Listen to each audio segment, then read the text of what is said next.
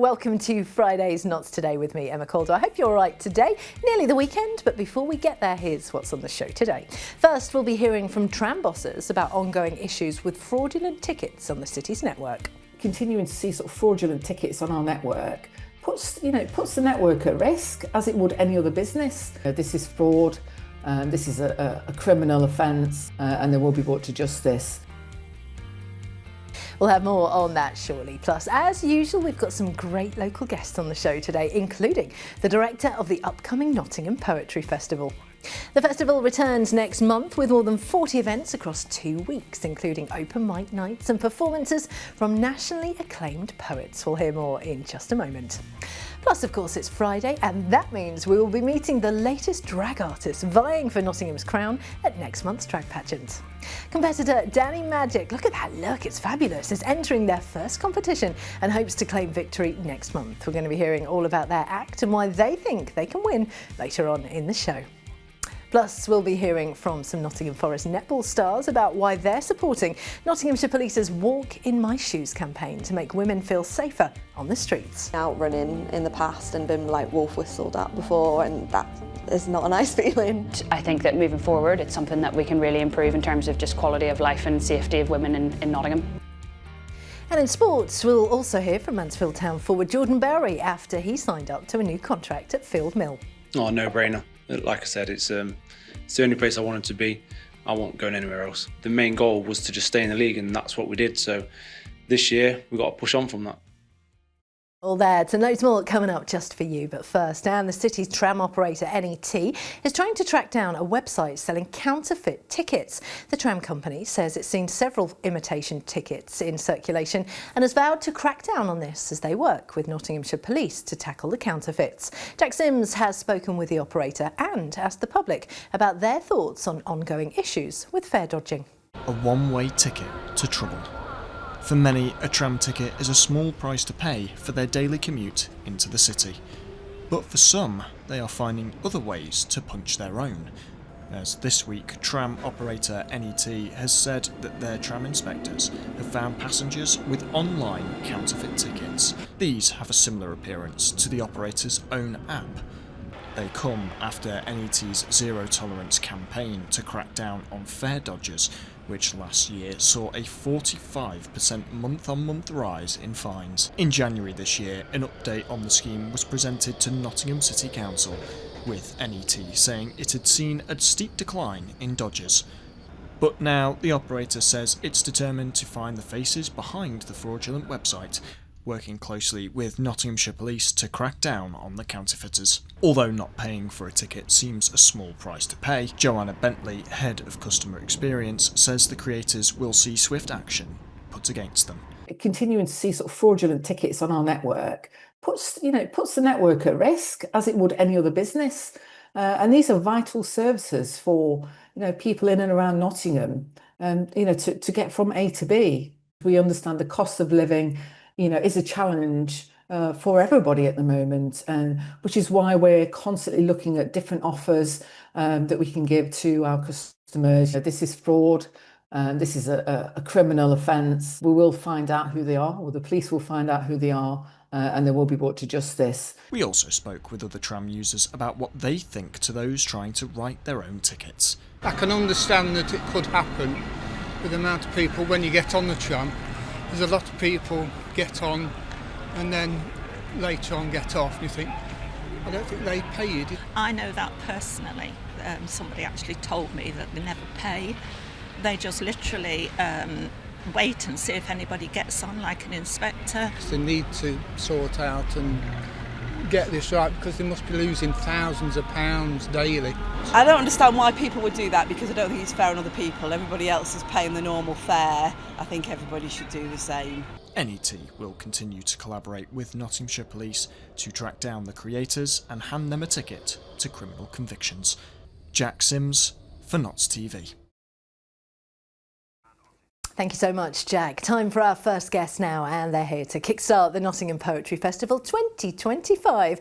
The festival is set to feature over 40 events packed into 2 weeks between the 13th and the 22nd of June. The event will showcase poetry in all its forms, from emerging artists at open mic nights to nationally acclaimed poets. And here to give us all the details is the creative director, Alma Solitar Tobin. I hope I've pronounced that right. Apologies if I haven't. So tell us about the Poetry Festival. What's it all about? Nottingham Poetry Festival is a celebration of poetry and all things words related to that. So whether it's spoken word, written word, or anything in between. So it's just a celebration of the talent of the city. And I think sometimes with poetry, and this is why I love the Poetry Festival so much, I think sometimes people go, oh, I'm not into poetry. And then you get all the different types of poetry, because actually there's something for everyone, isn't there? Absolutely, and that showed last year and all the many other years that we've held the festival. It just shows how much interest there is for it and how diverse it is as well. Like you said, it's something for everyone specifically. So what can we expect at this year's festival? Well, this year's a little bit smaller than last year, but we are celebrating 10 years of the festival. Has it been 10 years? 10 years, absolutely. Goodness me, congratulations. Thank you. So we're really looking forward to that celebration, and this year we're actually doing a celebration in 2 halves. So we've got the events coming up in June very shortly, and we got something very special for November, which is actually the 10th anniversary, which would have been the first festival in, 2015, yes. But do the maths, yeah. Gosh, doesn't time fly? So what kind of events can we expect over the fortnight? We don't have the full program that we used to, obviously for funding reasons, but we still have a lot to give to the city. We have many events that are running from the festival, which starts the 13th to the 22nd, but we've got a few things just before that as well to kind of showcase other artists that we're working with as well. So I just read my notes because there's so much going on. Like you say, it's 40 events. It's really hard to remember them all. Feel free to use the notes. So it's we have the festival, like I said, is 13th to the 22nd of June. We have a launch event on the 12th of June at the Fox and Grapes, which is always a great fun. We've always held it there. So, and our partners with Castle Rock has been fantastic, and our sponsors as always this year again. So we're just really grateful for their time they give us as well, because it's not only just a sponsor, they give us a lot of time for the festival as well. They're great there. So we're always really happy to do that launch at that venue. But between the 11th and 13th, we are in partnership with the Nottingham City of Literature, so UNESCO City of Literature. We've got Vanessa Bell, who's a poet and activist from Quebec. She's doing a tour of the UK at the moment, so we've very much looking forward to inviting her to at least 3 days of that, her tour to Nottingham, and is going to be representing Quebec, but also commissioned her to do a new poem for this city in the UK, which is fantastic. So she's got a few shows, specifically one at the Women's Centre at the library on the 11th, and the 12th at the City Arts as well, showcasing the new poem.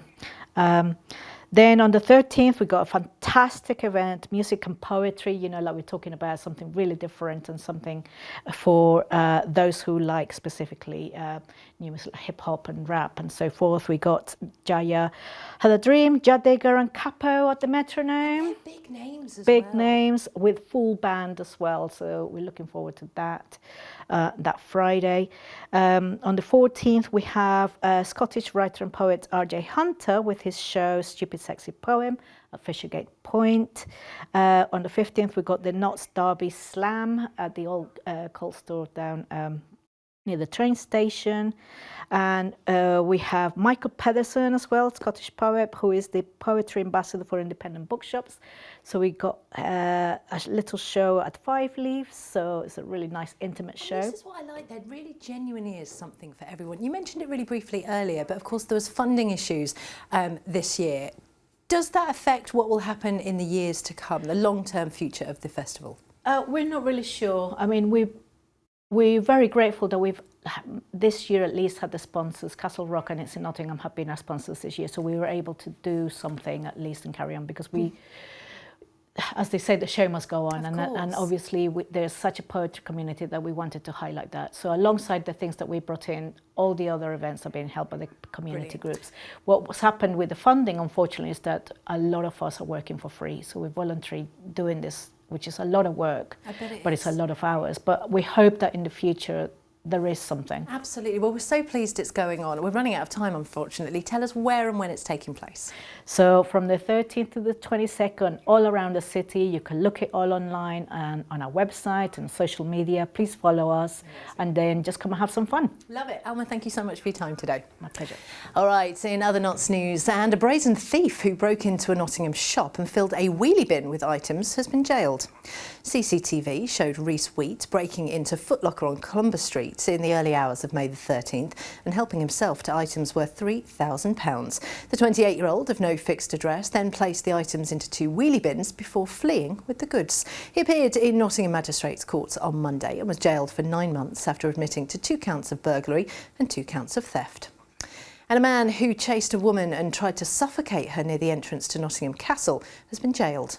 Matthew Ward targeted the woman as she walked home alone from a night out on February the 13th this year, with the 20-year-old knocking her down after striking her in the head, pinning her to the floor and trying to suffocate her. A passing motorist stopped to help the victim before he was arrested near Friar Lane. Ward of Wilford Drive in Sheffield admitted to intentional suffocation and assault and was sent to a Young Offenders Institute for 22 months. All right, let's take a short break now, but when we get back, we are going to be meeting the latest of our drag artists vying for Nottingham's crown at next month's drag pageants. Plus, we'll be finding out why Forest netball players are supporting a campaign to make women feel safer in the street. All that and more on the way next.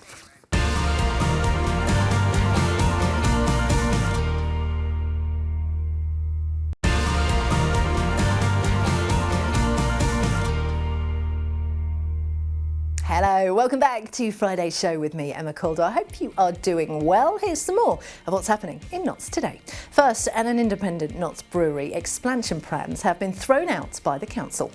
Blue Monkey Brewery wanted to expand its site at Giltbrook Industrial Park to extend its brewing and storage area and to create a tap room and shop. The project would have also led to 3 new full-time and another 2 part-time jobs. But Broxtowe Borough Council turned down the plans over concerns that they could have an impact on the vitality and viability of nearby town centres. Next, an energy company, E.ON, could partner with Nottingham City Council to support ongoing plans to meet net zero carbon reduction targets. The Labour-run council wants to neutralise its carbon emissions by 2028 and could partner with an energy company like E.ON to eliminate most fossil fuel use. Similar partnerships between councils and energy companies have been trialled in places like Coventry, and papers published by the authority show E.ON has shown an interest with working with the council. Next, my favourite part of the week, our next guest is here on the build-up to the Drag Pageant 2025. The event, which will take place on June the 20th, will see the city's finest drag artists going heel to heel in Nottingham's 4th annual drag pageant, battling it out to be crowned Nottingham's next drag superstar. Over the past few weeks and the next few too, we are going to be welcoming the competing artists into the studio to give us all the details. And today it's artist Danny Magic here to tell us all about their preparations for their first ever drag competition. Danny, thank you so much for joining us. Thank you. What a look, it's fabulous. Thank you for having me. Oh, you're totally welcome. So talk us through your journey into drag, because you're pretty new to this, aren't you? I am pretty new. It's been just over a year, actually. Wow. Just over a year performing in front of people outside of the doors of my bedroom. Well, this is it, because that must be a scary experience to take it from your bedroom to being in the public realm. A little bit scary. I mean, I've always loved performance. I was a musical theatre kid growing up, and then I kind of just moved on from it, really. It was just something that I'd kind of pushed aside. I went to uni, I kind of forgot all about it, didn't really have any opportunities to do it. And then cut to COVID, cut to lockdown. I actually had, I was very fortunate to work with some drag queens in my line of work, and I just felt so incredibly inspired, and I had loads of stuff left over from working with them that during COVID I thought, you know what, not doing anything else, let's just try and slap on some makeup and How see where we fabulous. go. And here's where it's taken you. You're also fairly new to Nottingham, about a year and a half. How have you found the Nottingham scene so far? So, moved to Nottingham about a year and a half ago. Did not know anybody, didn't have a job. So I had a lot of time on my hands. So I thought, you know what, this feels like a good opportunity to get that, dust off that old box of drag makeup and those wigs and try it out for myself. And I spent a few times kind of just doing it in my bedroom and stuff. And then I had the opportunity to audition at one of the former gay bars in Nottingham called The Goat. They were looking for some drag queens to be residents every Friday night. And I thought, maybe I should try and do this. And I thought, I'm being absolutely ridiculous. I can't believe what I'm doing. I've never stepped foot outside of the house. That's so brave. Doing it. And then it just kind of snowballed from there. I mean, I didn't end up working at The Goat, but I ended up meeting some incredible people who I now consider my queer family. I think they've actually been on the show before, Niche Artifact, the our collective. So we do shows every 6 to 8 weeks. We've actually got one coming up literally, I think, 5 or 6 days after the pageant. Wow, so you are busy. Busy. But yeah, it's just been incredible. And I think like I'm not a spring chicken anymore, Emma. I'm going to be 32 in a few weeks' time. Like it's really difficult to move to a new city and not know anybody and make friends and stuff. And I was very fortunate to kind of find my calling in drag, really, because it's something that I'd never even considered doing, let alone being part of a collective, let alone competing in a pageant. Well, this is it. Let's talk about the pageant. What can we expect from a Danny Magic performer? Well, I think you can expect the unexpected. Love it. I like to take audiences by surprise. I'm a live vocalist, so you can expect some singing, a little bit of dancing. There might be some surprises up my sleeve, who knows? Yeah, it's going to be a lot of fun. And I think what's great and what I love so much about drag is just don't take yourself very seriously, and you can just it's a really good night out. Just have a lot of fun, and that's what I love so much about it. And why do you think events like this are so important to have in a big city like Nottingham? I think it's so important because, first of all, for LGBTQ people, it's always good to have more representation, and you've got the likes of RuPaul's Drag Race and Dragula and other shows that have become a lot more mainstream, but it's really nice to shine lights on local talent and show people who never even thought that they'd be doing it a year ago that actually you have a platform, you've got a stage, let's see what you can do, and whether or not you good or whether or not you're bad, it's just about having a lot of fun. And I think that's what's so important about doing something like this. Absolutely. What are you most looking forward to about the pageant? I am most looking forward to performing on that stage. Yeah. It's such a big stage, and I'm not used to performing on a big stage like that. I do a lot of shows, with Niche Artifact, we do a lot of shows at Rev de Cuba, which is a very teeny tiny stage, which is great. It feels very intimate, and you can have a lot of fun and interactions with the audience and stuff. But doing it on a big stage, it feels like the real deal. I know, it's so cool. So it's all taking place at the Nottingham Art Theatre on the 20th of June. Now I know, because I keep checking the ticket situation, that the tickets are going very, very quickly. I keep seeing how many tickets are still available. Really quickly. It's a very popular event. Yes. I'm very, very pleased that you came to talk to us on the Nots TV sofa. So thank you so much, and good luck with the competition. Thank you so much for having me. Danny Magic. All right, it's time for your sport now, and we are starting with Mansfield Town after forward Jordan Bowery signed a new contract, keeping him at Field Mill for another 18 months. The 33-year-old striker, who can also play in defence, has been with the Stags since June 2020 and has made more than 200 league appearances in the amber and blue. His new deal is a one-year extension to the contract that he signed 3 years ago, meaning he'll play a 6th season at the One Call Stadium. Speaking to the club's media, he said staying with the Stags was a decision he made very easily. Oh, no-brainer. Like I said, it's the only place I wanted to be. I won't go anywhere else. I think we achieved what we went out to do. That was just staying in the league. Obviously, we got high hopes of the start we had. But like I said, the the main goal was to just stay in the league, and that's what we did. So this year we got to push on from that. The start was unbelievable, and obviously the end was, it wasn't great by our standards, but luckily we had that good start because it put us in good stead for the second half of the season. A lot of good players in League One, so we've done well to stay in the league, and like I said, that was our main objective. Into netball, and Forest are back in action this weekend when they travel down the A60 to take on Loughborough Lightning. But before then, some of the players have explained why they're working with Nottinghamshire Police to support their new Walk in My Shoes campaign. It's all about supporting women and girls to feel safer in the streets and when exercising, as well as hearing of the experiences of women affected by the issue. Here's what some of the netball stars and the Force had to say. Out running in the past and been like wolf whistled at before, and that is not a nice feeling. Being outside exercising at night time is a massive kind of red flag to a lot of women, unfortunately, and yeah, something we probably need to address. I endorse this campaign because I think it's a fantastic campaign to come and walk in the shoes of women and empower women to talk about how they feel whenever they're out and about in Nottinghamshire. It's really important because the louder the voice, the more action can happen, and I think that moving forward it's something that we can really improve in terms of just quality of life and safety of women in Nottingham. Forest is obviously a club with such amazing history and heritage, and to be able to wear the badge and represent Nottingham is a massive privilege. At games we're seeing lots of young boys coming through wanting to play, which is fantastic to see. So yeah, the growth of netball is huge, and it's really fantastic time to be a part of it all.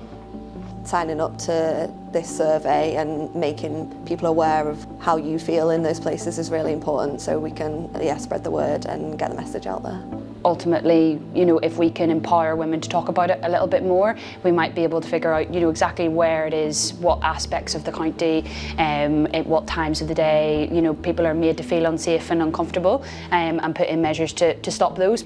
Our new campaign, Walk in My Shoes, is now underway. Tell us about your experiences, and we'll do our best to make you feel safer. Into rugby now, and Nottingham play their final match of the season this weekend when they travel to the Cornish Pirates. The Archers have struggled to maintain any strong form throughout the season and have won just 2 of 9 games that they've played since returning to action in March following the mid-season break. They head into the final weekend sitting 7th in the championship table, having won 9 and lost 12 of their other 21 matches so far this season. It's the highest they're able to climb, whilst the Cornish Pirates are in 4th. All right, it's time for your Friday picture of the day now. Have a look at this absolutely gorgeous little bird. Thank you very much to Steve Plewinski over on Instagram for this one. And don't forget, of course, if you want to see your photos on the telly, you can do it by tagging Knots_TV on Insta. We'd love to see them. Your weather now, and it's not a terrible weekend coming up. Today has been 21 degrees, quite muggy though, hasn't it? There'll be lows of 13 overnight.